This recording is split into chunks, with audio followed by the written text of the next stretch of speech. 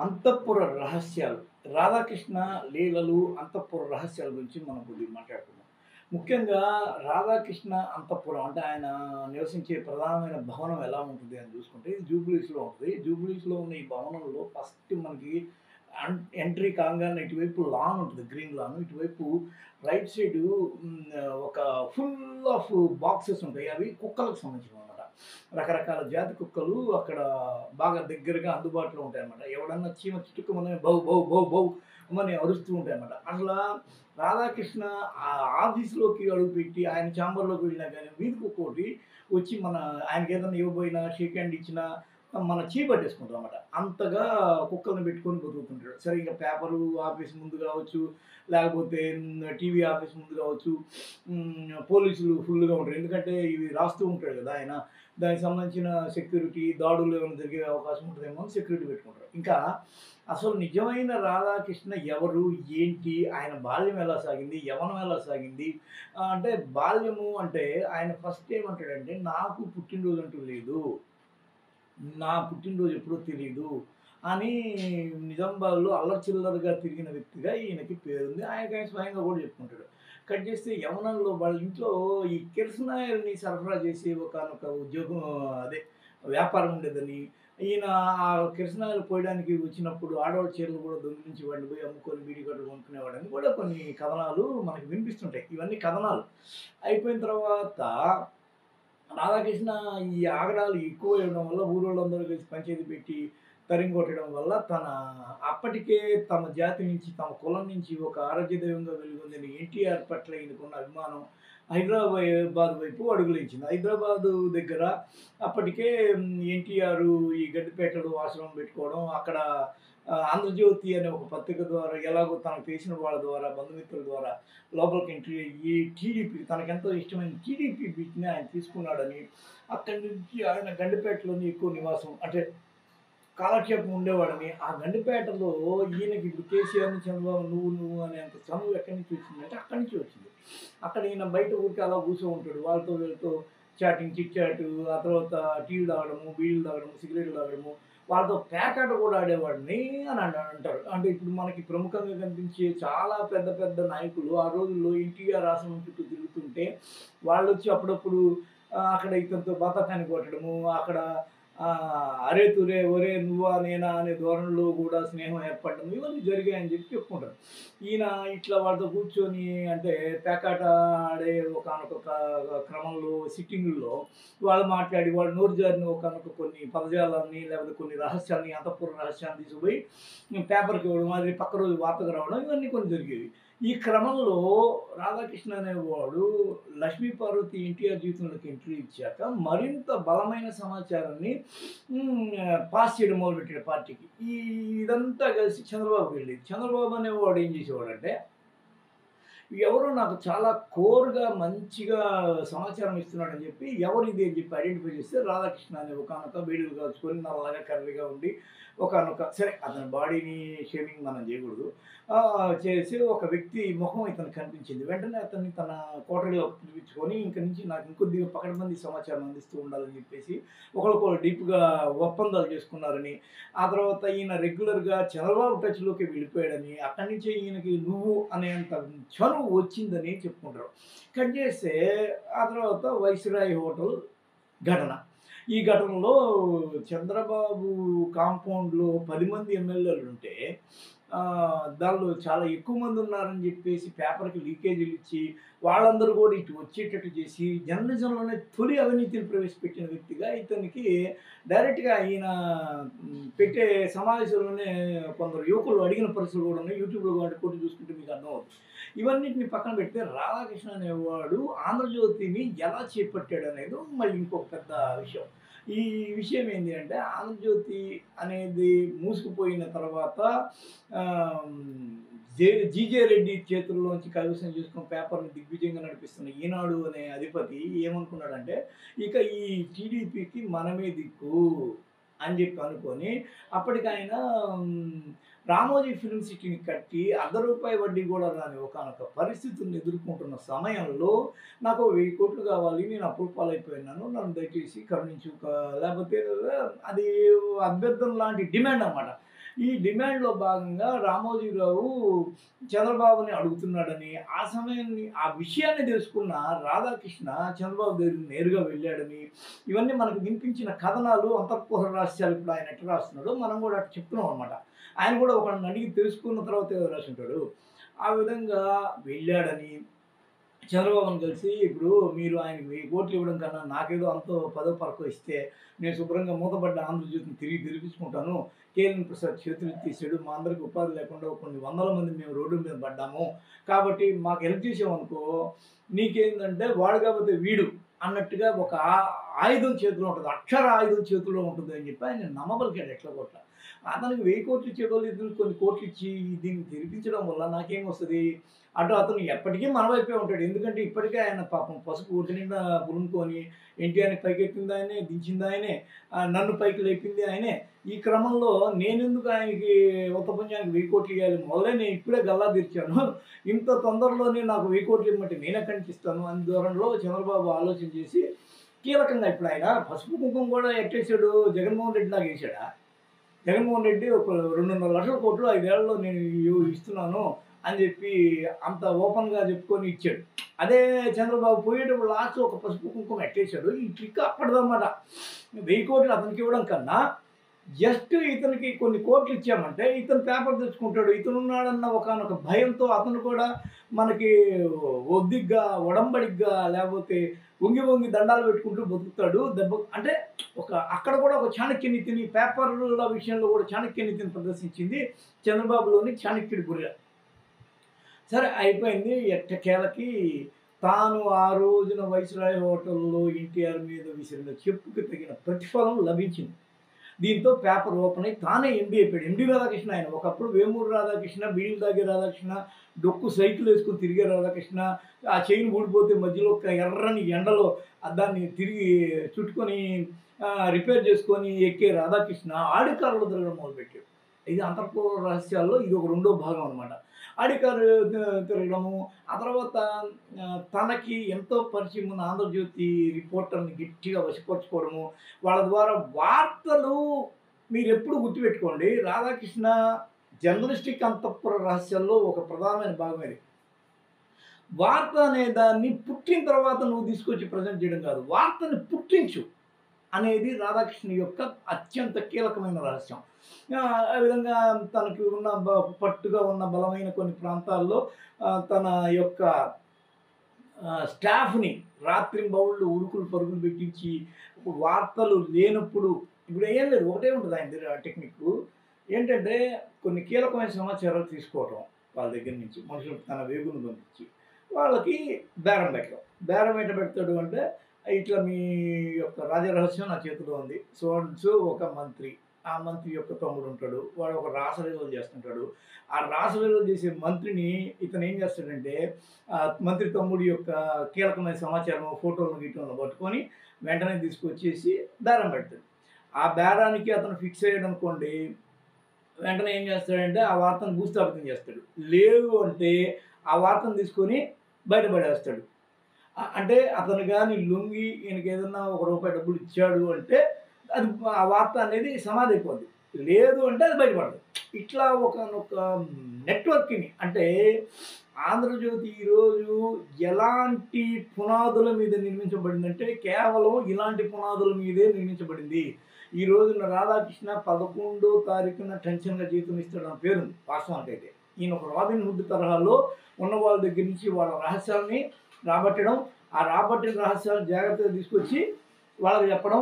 వాళ్ళేం చేస్తారంటే లొంగారా వెంటనే వాళ్ళ దగ్గర నుంచి డబ్బులు తీసుకోవడం, ఆ వార్తను నాశనం చేయడం. లేదు అంటే వాటిని పెట్టుకొని బయట ప్రపంచానికి తెలియజెప్పి వాళ్ళ పరువుని ఇట్లా బజారుని పాలు చేయడం. ఇది ఆయన టెక్నిక్. అంటే వచ్చిన వార్తను వచ్చినట్టుగా చేసుకోవడం, ఇది న్యూస్ డంపింగ్ లాగా ఉంటుందన్నమాట.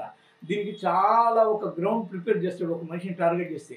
ఆ గ్రౌండ్ ప్రిపేర్ చేసి దానిలో అతను తన పావుల్ని వరుసగా వాడుతూ వెళ్తాడు. వెళ్ళిన తర్వాత అతను చిక్కాడు వలేసినట్టే వేస్తాడు. ఫస్ట్ అతను రహస్యాన్ని పట్టుకుంటాడు. అతనితో బ్లాక్‌మెయిలింగ్ బేరసారాలు మొదలుపెడతాడు. ఆ బేరసారాలని వర్కౌట్ అయితే ఆ వార్తను అక్కడికక్కడికే లేకుండా చేసేస్తాడు. ఒకవేళ అతను లొంగకుండా వరుస కథనాలు అతనికి బ్యాడ్‌గా అతని గురించి రాయడము, అతని యొక్క పరపతిని సర్వనాశనం చేయడం అనేది ఒకానొక ఎయిమ్‌గా పెట్టుకొని వర్క్ చేస్తాడు. అయిపోయిన తర్వాత 'రాధాకృష్ణ రాసలీల' అనే పార్టు ఇదే 'ఆంధ్రజ్యోతి' నుంచి మొదలైందనమాట. ఆ రిసెప్షన్‌కి కడుపు చేసిన ఘనత రాధాకృష్ణదని చెప్పి బయట బాగా చెప్పుకుంటారు. ఈ విషయంలో అంబటి రాంబాబుని అడిగితే ఇంకొద్దిగా ఎక్కువ చెప్తాడు. అయిపోయిన తర్వాత అప్పుడే తన యొక్క ఖాతా తెరిచిన రాధాకృష్ణ కొన్నాళ్ళకి ఏబిఎన్ ఛానల్ తెరిచాడు. ఏబిఎన్ ఛానల్ అంటే ఏంది? ఛానల్ అనంగానే యాంకర్లు ఉంటారు. యాంకర్లు అనంగానే అదొక మాయాజాలం. అందులో ఈయనకి పాపం బాగా నచ్చిన యాంకర్లు ఒక ఇద్దరు ముగ్గురు ఉన్నారు. వాళ్ళ పేర్లు చెప్తే వాళ్ళు మళ్ళీ బాధపడతారేమో. కాకపోతే లి లైట్‌గా హింట్ ఇస్తున్నా. నీతూ వర్మ, ఆ తర్వాత శాంతి. వీళ్ళ పేరు నేను నేరుగా చెప్పలా. మీరే తెలుసుకోండి. వీళ్ళిద్దరితో ఈయన కామాయణం ఎలా ఉండేది అంటే డైరెక్ట్‌గా ఇంటికి తీసుకెళ్ళిపోయేవాళ్ళు. ఇంటికి తీసుకెళ్ళిపోగానే పాపం మేడం గారు చూసి ఎవరు వీళ్ళంతా ఇక్కడికి ఇంటికి కొత్తగా వస్తున్నారు అని చెప్పేసి ఈ విషయాలన్నిటిని తన వేగుల ద్వారా రాబట్టి ఆమె ఒక రోజున ఫైర్ అయ్యి ఇంకోసారి ఇలాంటి లేకి ముండల్ని, పాకి ముండల్ని లేకపోతే ఇంకొక వీళ్ళని ఇట్లా తీసుకొచ్చేవంటి నీ ఉంపుడు గత్తని ఇంటికి తీసుకొచ్చేవంటి నీ కాళ్ళు చేతులు ఎరగొట్టి స్టోర్ రూమ్‌లో పడేస్తా జాగ్రత్త అని చెప్పి డైరెక్ట్‌గా ఆ అమ్మాయి ముందు వార్నింగ్ ఇచ్చిన పరిస్థితులు ఇక్కడ ఉన్నాయి. ఇదంతా అయిపోయిన తర్వాత ఇంకా బయటే పెట్టుకుందాం. మనం ఇంటికి వెళ్ళొద్దు. ఎందుకంటే దీన్ని అతను ఫస్ట్ ఏమనుకున్నాడంటే వీళ్ళందరితో తను తిరగడాన్ని ఇంట్లో ఓపెన్ అప్‌గా చేసామనుకోండి. ఇప్పుడు కొడుకు వాడి పాటికి వాడు బార్‌లు పోతుంటాడు. కూతురు తన పాటికి తన పబ్బులు పోతుంటది. ఇట్లాగా నేను నా పాటికి నేను యాంకర్‌తో పోతుంటాను అన్న ఒక కోణాన్ని ఎస్టాబ్లిష్ చేయాలనుకున్న రాధాకృష్ణ ఫైనల్‌గా ఏం జరిగిందంటే ఇంట్లో భార్య తిట్టేసరికి వెంటనే తన యొక్క పందా మార్చుకొని ఇంకంతా మనం బయట పెట్టుకుందాం అని చెప్పి టూర్‌లు వేయడం మొదలుపెట్టాడు. టూర్‌లు అంటే అక్కడ ఇక్కడ మేము ఇప్పుడు కొన్ని కార్యక్రమాలు చేస్తున్నాం. ఆ కార్యక్రమాల ప్రకారం మేము పోతున్నాం అన్న దూరంలో ఇల్లు వదిలేసి ఆఫీసు లేకపోతే బయట టూర్‌లు. ఈ టూర్‌లో లాడ్జింగ్‌లో ఇష్టారాజ్యంగా వ్యవహార శైలి. ఇది ఎక్కడి వరకు వెళ్ళిందంటే ఈ యాంకర్‌లు నువ్వు బాగా తొక్కేస్తున్నావంట కదా! నువ్వు మాకు కూడా సప్లై చేయొచ్చు కదా! అని చెప్పేసి కొందరున్నారు. ఈఎం సురేష్ లాంటి వాళ్ళు అంటే నేను పేరు మారుస్తున్నా ఇక్కడ. వీళ్ళందరూ ఏందంటే బొంబాయి, గింబాయి లాంటి చోట్లకి ఈ అమ్మాయిని పంపియమంటే పంపియడము, వాళ్ళని తార్చడము ఇవన్నీ జరిగినాయి. అసలు రాధాకృష్ణ ఇలాంటి వాటిల్లో సిద్ధహస్తుడని చెప్పడానికి ఆయనకి బూతు కృష్ణుడిగా ఎందుకు పేరు వచ్చిందంటే అంబటి రాంబాబుని అడిగితే ఇంకొద్దిగా క్లియర్‌గా చెప్తాడు. ఆయన ఛానల్ ఓపెన్ చేసి చేయని రోజుల్లోనే సంజన అనే పేరు మీద అంబటి రాంబాబు మీద ఒక ప్రయోగం చేశాడు. ఆ అమ్మాయి పేరు ప్రణీత ఏదో ఉంటది. ఆ అమ్మాయి నల్లగాను బాగా లావుగా దిట్టంగా వదిలిపెడితే ఎస్ఐ క్యాండిడేట్‌గా పోటీ చేయాలనుకున్న అమ్మాయి పొరపాటున జర్నలిజంలోకి వచ్చిన అమ్మాయిని ఆ అమ్మాయి కొద్దిగా హస్కీ వాయిస్ ఉంటది. Reporter, lady reporter. ఆ అమ్మాయిని వదిలి ఆ అమ్మాయి ద్వారా బయట ప్రపంచానికి సంజన అనేది ఒక అమ్మాయి తో అంబటి రాంబాబు ఎలా ట్రాప్‌లో పడ్డాడు అనేది ఎస్టాబ్లిష్ చేయడం కోసం తీవ్ర ప్రయత్నాలు చేస్తే అంబటి రాంబాబుకి గుంటూరు ఆయన కదా! సత్తెనపల్లి వాళ్ళ ఇలాకా వాళ్ళు ఎవళ్ళో ఈ ఆఫీస్‌లో ఉండి ఈ సమాచారాన్ని అక్కడ చెప్పడం వల్ల అంబటి రాంబాబు వెంటనే అలర్ట్ అయ్యి తిరిగి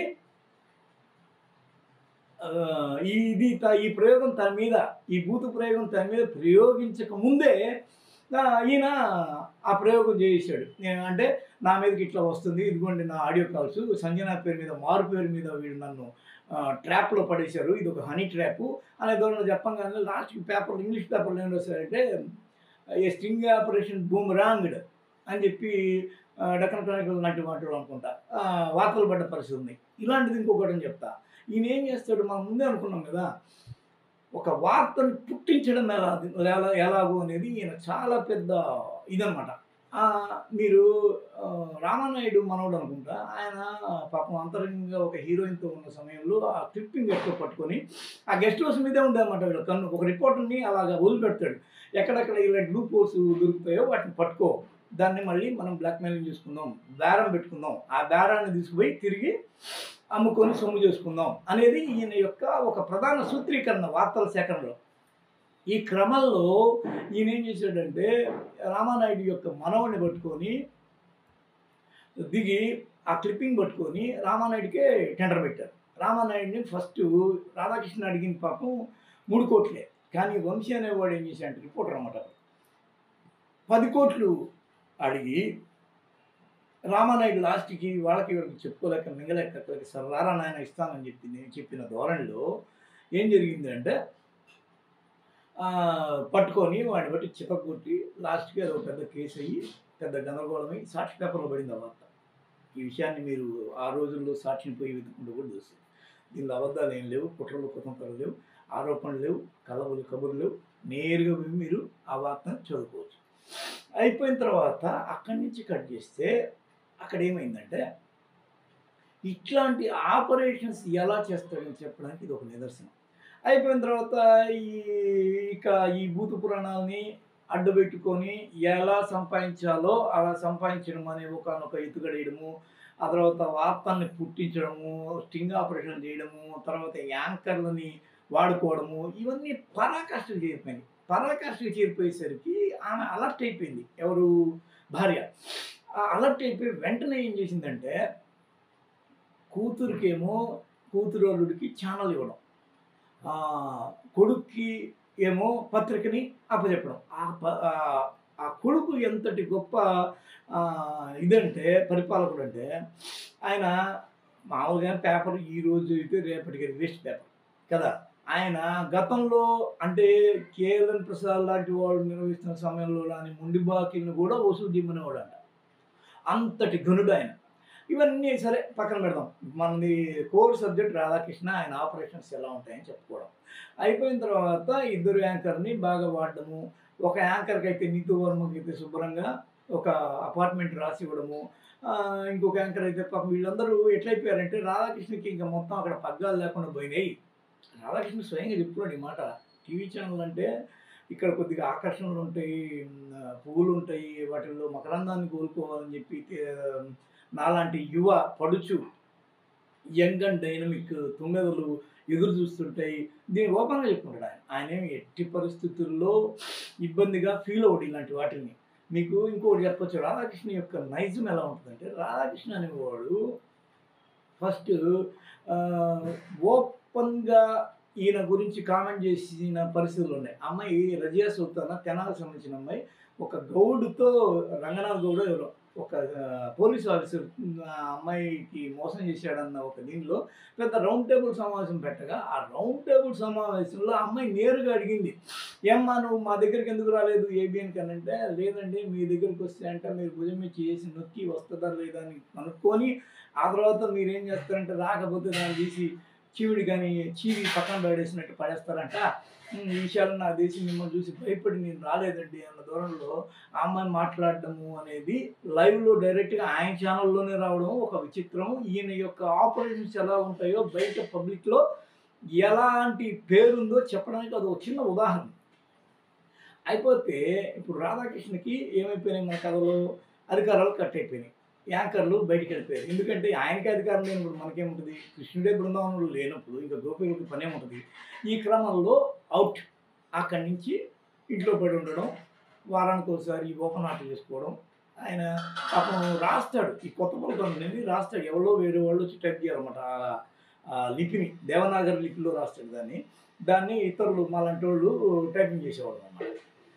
అయిపోయిన తర్వాత ఈ 2, 3 మేజర్ పనులు వాళ్ళకి వీళ్ళకి ఫోన్లు చేసుకోవడం, రిపోర్టర్‌ని సరే ఇంక మనకు దుగ్ధ కదా!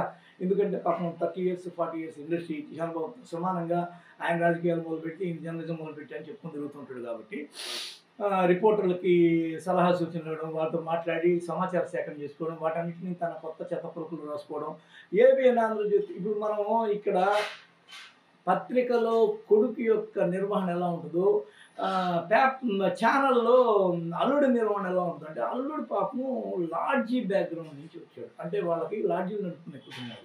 లాడ్జీల బ్యాక్‌గ్రౌండ్‌లో వచ్చిన అల్లుడు ఏం చేసేవాడంటే, మనం ఇక్కడి నుంచి రూ. 100 పెట్రోల్ కొట్టించి ఒక బండిని పంపిస్తే మనకొచ్చేది రూ. 150 లేకపోతే రూ. 120 రూ. 90 ఇస్తే పంపియొద్దు ఆ వార్తకి. మనకనవసరం అని అక్కడికక్కడ బేరసారాలు చేసుకునే ఒక అల్లుడు అనమాట.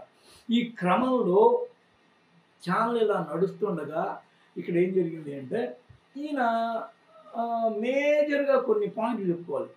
ఫస్ట్ 2014 ఎన్నికల ముందు చంద్రబాబు అధికారంలోకి రావడానికి ఎలక్షన్‌ల ప్రక్రియ ముందు ఈయన సుమారుగా ఒక 150 కోట్ల రూపాయలు వసూలు చేశాడని, ఎమ్మెల్యే టికెట్లు ఇప్పించాడని, లోకేష్ కన్నా ఎక్కువ ప్రయారిటీ ఇచ్చి రాధాకృష్ణ చెప్పిన వాళ్ళకే ఆహ్, ఎమ్మెల్యే టికెట్లు ఇస్తాడని, దీనికి కూడా ఈయన వసూలు చేస్తాడని. ఈయన ఈ వసూళ్ల పరంపరలో ఇంకోటి ప్రధానమైనది మనం చెప్పుకోవాలి. రాధాకృష్ణ వసూళ్ల పరంపర ఎట్లుంటదంటే క్యాలెండర్ ఇస్తాడు. క్యాలెండర్‌కి మళ్ళీ యాడ్‌లుంటాయి. ఆ యాడ్‌ల ప్రకారము పోలీస్ సంఘాల నుంచి కూడా ఈ యాడ్‌లకు డబ్బులు వసూలు చేస్తాడు. ఏటా ఈ యాడ్ పేరు మీద కొన్ని కోట్ల రూపాయలు వసూలు చేసి వాటిని మాత్రం ఆంధ్రజ్యోతి కావచ్చు, ఏబిఎన్ కావచ్చు వీటి ఖాతాల్లో కలుపుకుంటూ తన సొంత ఖాతాలో కలుపుకుంటాడు ఆ డబ్బుని. ఆ కలుపుకొని ఆ డబ్బుతో ఆస్తులు కొనుగోలు చేస్తాడు వ్యక్తిగతంగా. తన పిల్లల పేరు మీద కావచ్చు, తన పేరు మీద కావచ్చు. అంటే ఇదొక సెక్షన్. అంటే పేపర్ ద్వారా సంపాదించడం, బ్లాక్‌మెయిలింగ్ ద్వారా సంపాదించడం ఒక ఆపరేషను. ఈ విధంగా ఆహ్, యాంకర్ల ద్వారా సంపాదించడం ఒక ఆపరేషను. ఆ తర్వాత ఇలాంటి ఏటా క్యాలెండర్ల ద్వారా సంపాదించడం ఒక ఆపరేషను. ఆ తర్వాత టికెట్లను అమ్మి సంపాదించడం ఒక ఆపరేషను. ఇట్లా 4, 5 రకాలుగా ఈయన సంపాదన చేస్తాడు. అందరికీ పేపర్ పెట్టి ఎందుకు నడపలేకపోతారనడానికి రాధాకృష్ణ ఒక స్టడీ అనమాట. ఒక గైడ్ లాంటోడు. ఈయన్ని గాని స్టడీ చేస్తే ఎలా ఈయన అభినవ పులిట్జర్, అభినవ రాబిన్ హుడ్ కూడా. అంటే పాపం ఉన్నోళ్ళని కొట్టి పేదోళ్ళకి పెడుతుంటాను నేనని చెప్పుకొని తిరుగుతుంటాడు. పులిట్జర్ కూడా ఈయన. అభినవ్ పులిట్జర్. అంటే కొత్త కాలపు జర్నలిజం ఎలా నడపాలి, పత్రికను ఎలా నడపాలి, ఛానల్‌ని ఎలా నడపాలి అనే దానికి ఈయన ఒక రోల్ మోడల్ గైడ్ అనమాట. దీన్ని చూసి గాని నడిపామంటే ఇంకంతే సర్వనాశనం. ఇప్పటికే అయిపోయింది. ఎలక్ట్రానిక్ మీడియా లేకపోతే ప్రింట్ మీడియా. ఈయనొచ్చి దాన్ని కొత్త పుంతలు తొక్కిచ్చాడని చెప్పడంలో భాగంగా మనం ఇవన్నీ చెప్తాం అన్నమాట. అట్లా రాధాకృష్ణ ఆ తర్వాత అమరావతి పేరు మీద చందాలు వసూలు చేయడం, లాస్ట్‌కి వీణావాణి పేరు మీద కూడా చందాలు వసూలు చేయడం, ఆ డబ్బుని ఎప్పటికి ఇయ్యకపోవడం, వాటిని అలా దాచుకోవటం, ఇలాంటివి చాలా ప్రక్రియలు రాధాకృష్ణ నుంచి జాలువారిన ఆణిముత్యాలు లాంటివన్నమాట. కట్ చేస్తే 2019 ఎన్నికల్లో ఘోరంగా దెబ్బతినడం. దీనికి కూడా రాధాకృష్ణ యొక్క టెక్నికే. రాధాకృష్ణ అనేవాడు ముందు చంద్రబాబు పీకే లాంటి వాళ్ళని అపాయింట్ చేసుకున్నాం. వాళ్ళు స్ట్రాటజిస్ట్‌ని నమ్ముకొని మనం ముందుకెళ్దామంటే, రాధాకృష్ణ అనేవాడికి రాజగురు అనిపించుకోవాలని ఒక పెద్ద ఒక దుర్బుద్ధి ఉందన్నమాట. ఆ రాజగురువు ఎలా అనిపించుకోవాలంటే, రామోజీని పక్కన పెట్టి చంద్రబాబు నెక్స్ట్ నుంచి నన్ను రాజగురువుగా స్వీకరించాలి అని ఒక ప్రతినబూని అప్పుడు ముందస్తు ఎన్నికలప్పుడు అంటే ఆయన మీద అలిపిరి బ్లాస్టింగ్ జరిగింది కదా! నక్సలైట్ల దాడి. అప్పుడు ముందస్తు ఎన్నికలకి వెళ్ళమని చెప్పి బొక్కబొర్ల పడిన తర్వాత ఇప్పుడు మళ్ళీ వద్దు నీకు సొంత డబ్బు పెట్టుకోవాల్సి వస్తుంది. ఒక స్ట్రాటజిస్ట్ పెట్టుకుంటే వాడికి కొన్ని వందల కోట్లు ఇవ్వాలి. అదే జనం డబ్బు జనానికి ఇచ్చామనుకో వాళ్ళు ఓట్లేస్తారు నీకు రూపాయి మిగులుతుందని చెప్పి పసుపు కుంకుమ ఐడియా ఇచ్చింది కూడా రాధాకృష్ణేనని చెప్పి మన దగ్గర ఒక సమాచారం. అంతా అయిపోయిన తర్వాత అట్టర్ ఫ్లాప్ బొక్క బోర్ల పడిపోయింది స్టోరీ. 151 సీట్లతో జగన్మోహన్ రెడ్డి అఖండ మెజార్టీ సాధించగా రాధాకృష్ణ సలహా సూచనలను బట్టి నమ్మి బట్టకట్టలేకపోయిన చంద్రబాబు సాధించిన సీట్లు 23. ఈ రోజున రాధాకృష్ణ అనేవాడి బాధ, ఏడుపు ఏంది అంటే అమరావతి చుట్టూ బినామీ భూములు కోటాను కోట్లకు కొనడం. ఆ తర్వాత 5 ఏళ్లలో అధికారిక లెక్కల ప్రకారం 700 కోట్ల రూపాయలు, 700 కోట్ల రూపాయలని ఈయన జమ చేసుకోవడం, ఎమ్మెల్యే టికెట్ల ద్వారా అదనంగా సంపాదించడం. ఇప్పుడు ఈ టీడీపీ రావడము అనేది చంద్రబాబు, లోకేష్ కన్నా మించి రాధాకృష్ణకే ఎక్కువ అవసరం అన్న ధోరణిలో బయట వినిపిస్తుంది. ఈయన అసలు సొంతంగా అధినేత అనేవాడు పక్కన పెట్టి సొంత నిర్ణయాలు తీసుకోవడం, సొంతంగా రాయడము, సొంతంగా వైఎస్ కుటుంబాన్ని ఎలా దిగజార్చాలా, ఎలాగ చంద్రబాబు యొక్క కుటుంబ కీర్తి ప్రతిష్టని పైన నిలబెట్టాలనేది ఈయన ఇప్పుడు ప్రధానంగా ఎజెండాగా పెట్టుకున్నాడు. ఇప్పుడు ఈరోజు రాసిన కొత్త పలుకులు ఆయన ఏం రాస్తాడంటే, చంద్రబాబు తాను కలిసి ఎన్టీఆర్‌ని ఏ విధంగా వెన్నుపోటు పొడిచామో జగన్మోహన్ రెడ్డి కూడా ఏం తక్కువైనడు కాదు. ఈయన రిలయన్స్‌ని అడ్డుపెట్టుకొని అధికార దాహం కొద్దీ మొదట ఎంపీ కావాల దుగ్ధతో వివేకానంద రెడ్డిని పడగొట్టి తాను ఎంపీ అయ్యి తర్వాత తన తండ్రిని కూడా హతమార్చాడు రిలయన్స్‌ని అడ్డుపెట్టుకొని. ఆ తర్వాత అందుకు కృతజ్ఞతగా తాను అధికారంలోకి వచ్చాక రిలయన్స్‌కి సంబంధించిన వ్యక్తికే పరిమళ్ అనుకుంటా. ఆ వ్యక్తికే ఎంపీ పదవి ఇచ్చి తన కృతజ్ఞత అని తీర్చుకున్నాడు, అంటే పే చేశాడు అని చెప్పి రాసుకొచ్చాడు. అంటే చంద్రబాబే కాదురా బాబు, జగన్మోహన్ రెడ్డి కూడా ఇట్లాగా ఆయన మామని హతమార్చితే అంటే ఆ పీఠం లాగేస్తే ఈయన ఏకంగా తన బాబాయి తండ్రి యొక్క అధికార పీఠాలను కూడా ధ్వంసం చేశాడు. ఈతనికి చంద్రబాబు కన్నా మించిన అధికార దాహం ఉందనేది ఒక ఎస్టాబ్లిష్మెంట్ అనమాట. దీనికన్నా ముందేమన్నాడు, వివేకానంద రెడ్డి ఎందుకు చంపారంటే వచ్చే రోజుల్లో జగన్మోహన్ రెడ్డి పొరపాటున అధికారంలోకి వస్తే అప్పుడు తాను జైలుకు వెళ్తే ఆ జైలుకు వెళ్ళిన ఒకానొక సిచ్యువేషన్లో భారతిరెడ్డి సీఎం కావాలా, షర్మిలారెడ్డి సీఎం కావాలంటే వివేకానంద రెడ్డి షర్మిలారెడ్డికే మొగ్గు చూపుతాడు కాబట్టి ఆయన్ని లేపేసి ఓపెన్ అయిపోద్దని ఈ పనిని భాస్కర్ రెడ్డి అవినాష్ రెడ్డికి అప్పచెప్పాడు. కాబట్టి ఇదంతా ఒక కుట్ర అని ఒక ఊహాగానం వదిలేశాడు. ఇప్పుడు కూడా చాలా చాలా దానిలో రాశాడు. షర్మిలారెడ్డికి ప్రభాకర్ రెడ్డి అనే ఒక పెద్ద ఫైనాన్షియరు డబ్బు లేకుండా అడ్డుకుంది కూడా జగన్మోహన్ రెడ్డి అని ఆ కుటుంబాన్ని అల్లకల్లోలం చేసి భారతిరెడ్డి తనకి తన భార్య అవినాష్ రెడ్డి భాస్కర్ రెడ్డి వాళ్ళిద్దరు సహాయం ఉంటే సరిపోద్దని తాను ఒక అఖండమైన ప్రజా సామ్రాజ్యాన్ని లేకపోతే సామ్రాజ్యం నిర్మించుకున్న దానిలో రారాజుగా వెలుగొందామని చూస్తున్నాడని అని చెప్పి చాలా చాలా రాసుకొచ్చాడు. అంటే ఇంతవరకు ఆర్థిక నేరాగాళ్ళు మాత్రమే ముఖ్యమంత్రి పీఠాలు ఎక్కి ఆ తర్వాత ఈ రోజున కొత్తగా అంటే క్రిమినల్ నేరాలతో ఉన్నవాళ్ళు కూడా అధికార పీఠాలు ఎక్కి రేపటి రోజున అంటే ఈ బల్లి కానీ శకునాల బల్లి బలుగుతుంది అలా పలికాడు. ఇట్లా రాధాకృష్ణ అంతఃపుర రహస్యాల గురించి చెప్పుకుంటూ పోతుంటే అది కొల్ల ఉంటాయి. ఇలాంటి వెనకాల ఇంత మందు పాత్రలు పిలిచిన వ్యక్తి, ఎన్టీఆర్ లాంటి పెద్ద పెద్ద హేమీలనే పడగొట్టిన వ్యక్తి, చంద్రబాబుతో కలిసి ఎన్నో కుట్రల్లో అత్యంత కీలక భాగస్వామి. ఈ రోజున ఆ రోజు హత్య జరిగిన రోజు ఆ నలుగురిని విచారించమని అంటున్నారు కదా. చంద్రబాబు ఆయన అంతర్గత రహస్యాలని డీకోడ్ చేసుకోవాలి. ఆయన ఎన్ని వేల కోట్ల దీనికి ఆస్తులకి ఈయన సాక్షిభూతంగా ఉన్నాడు. ఫస్ట్ ఈయన్ని విచారించాలి సిబిఐ. విచారిస్తే ఇంకా ఎన్ని ఎక్కువ బట్టబయలు అవుతాయి. అంత గొప్పోడు రాధాకృష్ణ, అంత ఎక్కువ నిజాన్ని తన మైండ్లో అలా నిక్షిప్తం చేసుకొని కేవలం తన ఇంక్ని ఒకవైపుకు మాత్రమే రాస్తాడు. నేను జర్నలిస్ట్ని ఒకనొక సమయంలో ఏంటంటాడు, చంద్రబాబు గురించి మీకు ఏదైనా నెగిటివ్ కలిసి బ్రహ్మాండంగా రాసుకోండి నాకేం ఇబ్బంది లేదు అని చెప్పి నేను పెద్ద గొప్ప జర్నలిస్ట్ని అని చెప్పి చెప్పుకోవడానికి ఇష్టపడే ఈయన ఎట్టి పరిస్థితుల్లో కూడా చంద్రబాబు లోపల మొన్న ఏం రాశాడు, తల్లిని మరిచారు. మరి చంద్రబాబు మరిచిన తల్లి గురించి రాయాలిగా నువ్వు. ఆయన ఆ రోజున చంద్రబాబు అనేవాడు తల్లిని అడ్డం పెట్టుకొని గిఫ్ట్ డీడ్లు కొడుక్కి వచ్చేటట్టు చేసి ₹1,00,00,000 గిఫ్ట్ డీడ్లు ఆమెని అడ్డంగా వాడుకున్నాడే. మరి అలాంటప్పుడు ఆమె అంత్యక్రియలు తానే చేయాలి కదా పెద్ద కొడుకుగా. సంప్రదాయ విరుద్ధంగా తమ్ముడు చేత ఎట్ట చేయిస్తాడు. ఇది అలా బాలకృష్ణ తండ్రిని పట్టించుకోలేని విధానాన్ని కూడా ఎండగట్టాలిగా నువ్వు. అవన్నీ రాయడు. ఇంకోటి చూడండి, రిచెస్ట్ సీఎం జగన్ అని చెప్పి వార్తని ఎడిటోరియల్ లాగా రాశారు వీళ్ళు.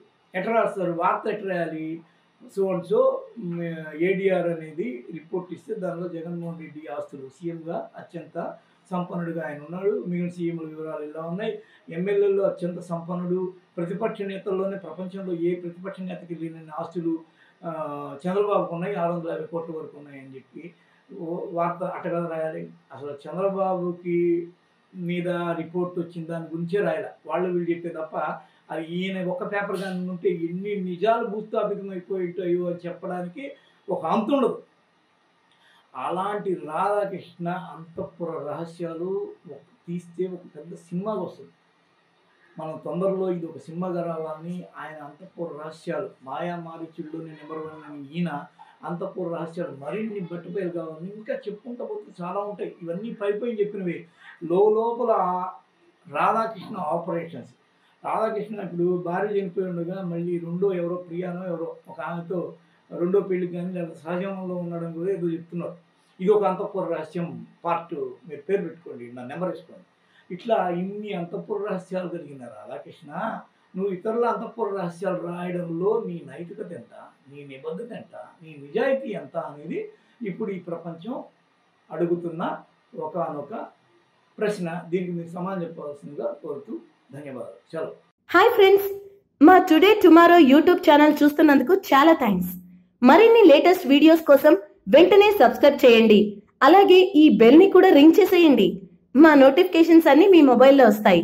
అలాగే మా వీడియోస్ మీకు నచ్చితే లైక్ చేయండి, షేర్ చేయండి, నచ్చకపోతే కామెంట్ చేయండి.